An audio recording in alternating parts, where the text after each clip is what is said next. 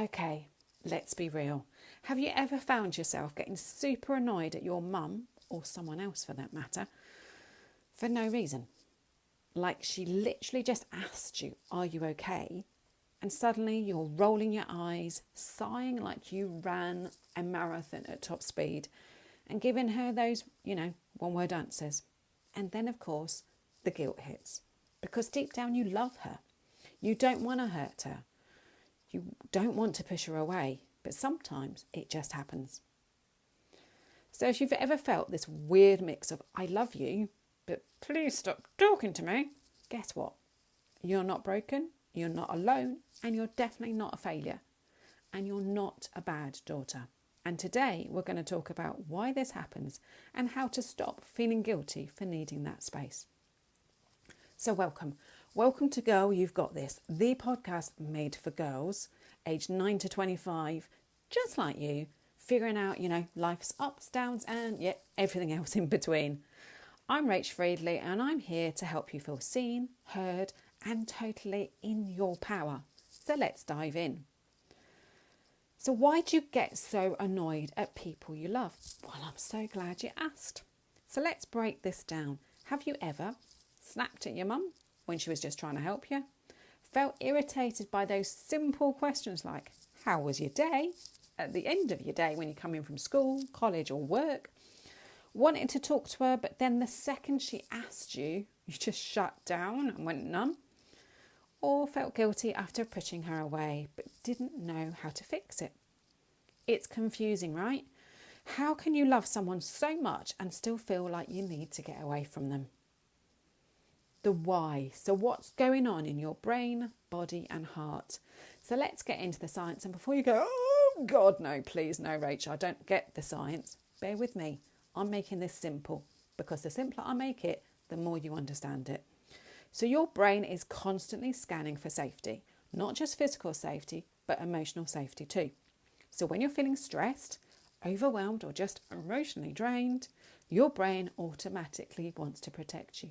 This is its natural response. And one of the ways it does that, it shuts people out because you cannot cope with it. And that's okay. So ever notice when you're in a really bad mood, literally everyone else is just so much more annoying? That's because your brain is already in defense mode. It's gone into that fight or flight. It's trying to block out anything that feels overwhelming. And that includes love and support. And here's the kicker. Your mum is your safe person. You know she's going to be there for you no matter what.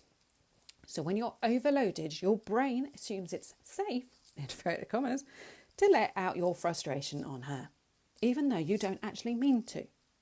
It's not something that you're in control of. It's just something that happens. It's like your emotions get so big they have to spill out somewhere, and sometimes the people closest to us get caught in that massive splash. And then why her trying to fix you only makes it worse. I mean, let's talk about why her asking what's wrong can feel so frustrating when you don't even know the answer yourself. Your mum cares deeply about you, so when she sees you upset, her instinct is to fix you. But when she asks what's wrong and you don't even have an answer, it makes you feel even more overwhelmed because now you feel pressure to explain something that you don't even understand yourself. And that makes you spiral out of control and hide. So what do? You shut down, you get snappy, you say, nothing, I'm fine, when you're definitely not fine and through those gritted teeth. And then, of course, that guilt hits because now she looks hurt. And you feel like the worst person ever because the last person you want to hurt is your mum. But guess what? You're not the worst person ever. You're just human. And so is she. So what do you do instead of pushing her away and then feeling bad about it? So here's one tiny weeny trick that can save so many unnecessary arguments. The pre-warning trick. So the next time you feel yourself getting moody, tell her ahead of time. I love you, but I'm not in the mood to talk right now. Or use a word. Now we have the word bananas. Don't ask in our household, because this is the word we use when we're feeling overwhelmed, because that sentence sometimes may be beyond you when you're feeling so overwhelmed, so frustrated and so angry that just having a one word that you and your mum understand, that means that you want that space or she wants that space. So yeah, bananas is ours. So another way, if she asks what's wrong and you don't have an answer, try this. I honestly don't know, Mum, but I promise I'll tell you when I figure it out. And it doesn't have to be that you figure it out and you tell her. You may never figure it out, and that's okay too. So that's it. No long explanations, no pressure, just a heads up.